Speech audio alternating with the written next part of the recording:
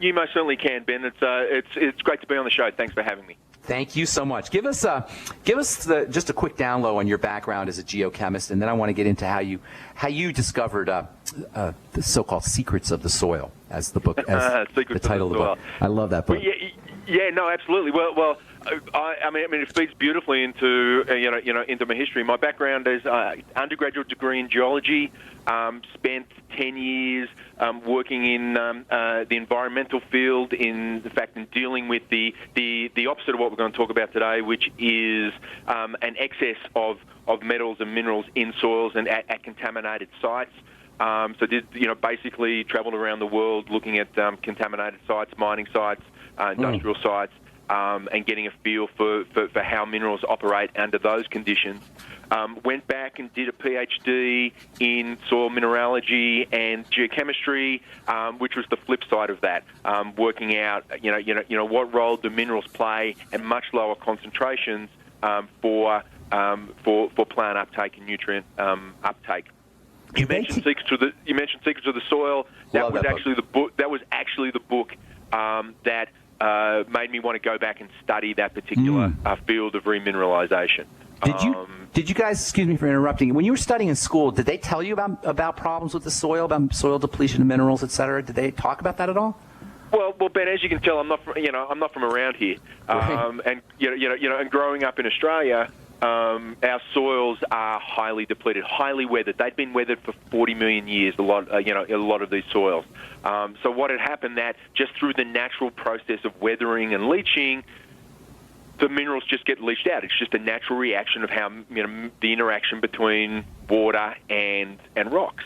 Which firstly form the soil, which we then grow the plants from, but then over time it depletes. And Australia is actually a very fascinating place to be studying mineral nutrition because it's very, very low, and the native plants in Australia have adapted strategies for actually living in these very low soil mineral environments. So yes, it was front and foresight in the work I was doing. Do Australian plants trap minerals more effectively because they're in soil depleted? They're growing in soil depleted soils. Yeah, so just talking about the native plants for a moment, the answer is yes. There is a group of plants called Proteaceae, which is a Banksia. You may or may not have seen them. They have a very fascinating root structure. Combined with a fungal community that helps them cycle very low phosphorus. So you'll find them so they're very indicative of low phosphorus environments. The other thing that in Australia the plants are they're evergreen, so they're constantly just dropping the leaves to get to get that cycling nutrient cycling going on in the plant in the soils, and obviously fire. Is a very important item in Australia or process in Australia, and the plants have developed very quickly how to get in there and take advantage of the nutrients that are suddenly released in a fire situation. So you get that very rapid succession, and it's really quite fascinating in Australia. You go within 3 or 4 weeks after a major fire has gone through, the place is already green again. Wow! So a good fire is helpful. In other words. Wood ash. It is, but what it's done is it's released those nutrients that the plants can then take it. The native community can take advantage of. That's great. So fires, wildfires that we hear about every summer, and the natural course of fire, the development of fires is actually a good thing for the ecosystem, right? Yeah, so a lot of the natural fire systems are a much lower intensity, move through, clean out the understory, the underbrush, release the nutrients, get new growth going. So yes, that's important. The downside is that because we've spent, and this is true in Australia, not just here in the US as well, is that we've gone through fire mitigation or fire suppression, so that what happens is we get a fuel source that is built up. So when we tend to get a fire, it becomes catastrophic, and then obviously you throw the changing climate conditions on top of that as well. Where we are seeing the increased incidence of more catastrophic fires in our system. What are some of the most significant mineral deficiencies associated with depletion? So we're talking more in terms of minerals. So on an agricultural side of things, I would say copper is probably the most. Copper is a very interesting nutrient, a very interesting mineral in that it tends to be removed more quickly than just about other minerals, and that's true just through the natural weathering cycle I was talking about earlier, and it's true in plant uptake as well. So I think copper is probably one of the most deficient ones, and if you have a look at a lot of the diseases around, vascular diseases side of things, copper, copper deficiency in our soils is paramount. Second to that, I'd say manganese, then followed by probably zinc. Are probably the three main ones. What about sulfur that we're looking at? What about sulfur deficiency? You know what? Interesting question, Ben. I'll be honest. I don't know. I haven't really looked at sulfur deficiency. Most of the ones I've been looking at have been more the metal minerals. But hang on, I'm just pulling up some information here. Yeah, so actually, I suspected sulfur. Yeah. No, sulfur. In fact, I'm looking at some information on some wheat growing in the Great Plains, and yes, sulfur deficiency is certainly prevalent and is up there with the likes of something like selenium, for example. Okay, now we're going to take a break here in a second. I want to talk about what we can do. I also want to talk about some of the differences between minerals and minerals. You know, you hear about colloidal minerals, and you hear about soil minerals, and you hear about metallic minerals and toxic minerals. And I want to address that as well. And then I want to talk to you about how you got involved with longevity. Real quick though, we got about 30 seconds here. What's the Ascension Soil Company? Can you do that in 30 seconds, or should we wait for our break? Yeah, no. Basically, it is dedicated to bringing soils to life, taking degraded soils, whether they be contaminated with too much or deficient in not enough, and finding that balance so that we can grow healthy plants for whatever the purpose, whether it's agriculture, reclamation, remediation, all right, whatever. We got to take a break, Andrew. A little over a year ago, I began to do a lot of research into why, even though I had a pretty good-sized meal, that I was still starving. And my research led me to a well-known fact that most of the soils that we grow our crops on here in the United States and across the industrialized world are almost completely depleted of almost all of the key minerals and trace elements that our bodies need to rebuild themselves, fight off cancer, and be healthy. I then searched out the best vitamin and mineral company out there and discovered Longevity. The Longevity products are designed to give you the real nutrition you need, and once you've got that, you don't have to eat as much to be satisfied. I've lost 37 pounds in 2 months, simply getting the vitamins and minerals I need. Check it out for yourself. It's incredible. Go to InfoWarsTeam.com today and order your first canister of Beyond Tangy Tangerine Complete Multivitamin Mineral Complex Dietary Supplement. That's InfoWarsTeam.com. So we decided to upgrade the look of our home. You know, improve the curb appeal. We decided to add the look of stone to the exterior. We really like the stacked stone look. Yeah, but when I checked into the price, it was ridiculous. No way could we afford it. Then a friend told me about Genstone. Genstone. Genstone comes in lightweight panels made of polyurethane. They've actually engineered the hassle out of installation. No mortar, no mesh. It was easy. Even I could do it. We just screwed the panels to the wall and it looks like stone. I mean, it really looks like stone. Yeah, from the box to the wall in minutes. We love the look of our home now. And Genstone is durable, comes with a 25-year warranty, and offers additional R-value for insulation. If you want the look of stone at a price you can afford, call Genstone at 855-955-STONE. Trust me, you'll save money. And you'll love the look. 855-955-STONE. That's 855-955-7866.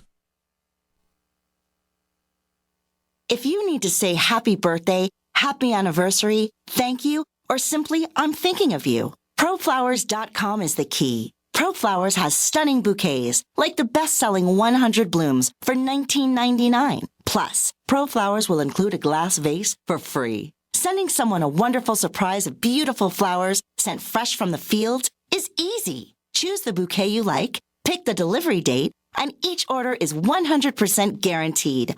Plus, all bouquets from ProFlowers are guaranteed to last at least 7 full days. Beautiful, fragrant flowers, picked fresh and sent to your loved one for lasting enjoyment. To get this incredible savings and send someone 100 gorgeous blooms with a free vase for $19.99, Go to proflowers.com. Click the blue microphone in the top right corner and enter code PLOW. That's proflowers.com. Click the mic and enter code PLOW. At 30dayfoodsupply.com, you can now purchase a one-of-a-kind product not available anywhere else. A meatless burger dry mix in 4 delicious flavors. With our new Oregon Trail Foods vegan burgers, all you do is add water and fry. They need no refrigeration. They're packaged in Mylar bags with an oxygen absorber for a long shelf life. They're non-GMO. They're gluten, soy, nut, and chemical-free, but they're loaded with flavor. And a good source of carbs and protein, yet low in sodium. Flavors include Italian, spicy Mexican, 6 vegetable, and black bean olive.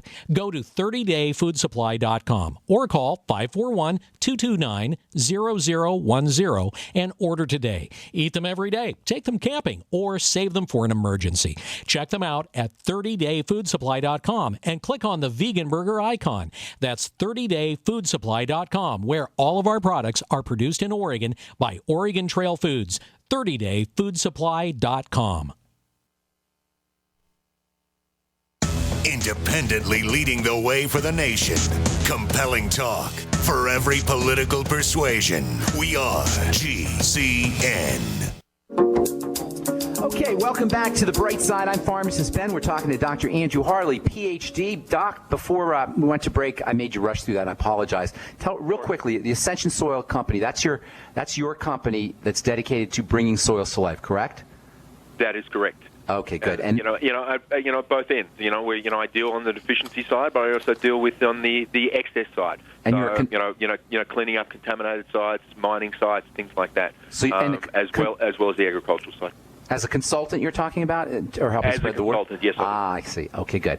Okay, so you hear this all the time if you're doing longevity, and we'll talk about your involvement with longevity here in a minute. But we hear this all the time about, there's toxic minerals, and my doctor told me there's aluminum, and and I talk about this all the time in the program. I get sick of even talking about it, to tell you the truth. Sure. The difference between minerals and how not all minerals are the same. There's metallic minerals, and there's colloidal minerals, and there's soil. There's microbial and biological minerals of sorts, I guess you could say. Real quickly, from a PhD point of view, what is the distinction between so-called metallic and toxic minerals and colloidal minerals that have been manipulated by plants and by the soil? And actually, Ben, you've just hit it. You've hit it exactly on the head. So I'll take it even one step back. From a geological standpoint, so a rock is composed of particular minerals. So quartz, for example, is a mineral. Most people would have, everyone would have heard of quartz. And then there's as there are different elements that are added into those into the crystalline structure, we get different minerals. So minerals from a geological sense are those, when you pick up a rock, pick up a granite, or look at a beautiful granite countertop, you'll see the what are called geological minerals. When those get released, and they can get released in several pathways. As I said, as I was describing, just the 40 million year weathering in Australia, just the interaction of water with these rocks over time releases the particular elements. Now, where those elements go and how they are absorbed or taken up depends on their components. When they stay, so for example, if they just continue to stay in a dissolved form, so stay within water, then depending on their concentration, they can actually build up and become metallic in a sense.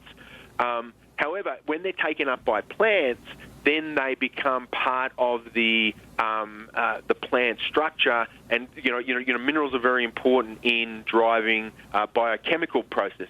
So they're biological. They become biological in essence. That's correct. So this is where you're turning geology basically into biology. Nice. And that's essentially the process. Now, interestingly enough, there was a fascinating piece of work that was done in Wisconsin, I believe, where they were dealing with infertility, and that they were by adding manganese onto the pasture, the plant was taking up the manganese, and the infertility in the cows was taken care of. being the smart scientists that we are, this is, oh, well, we can, we can miss putting it out. We can avoid a step.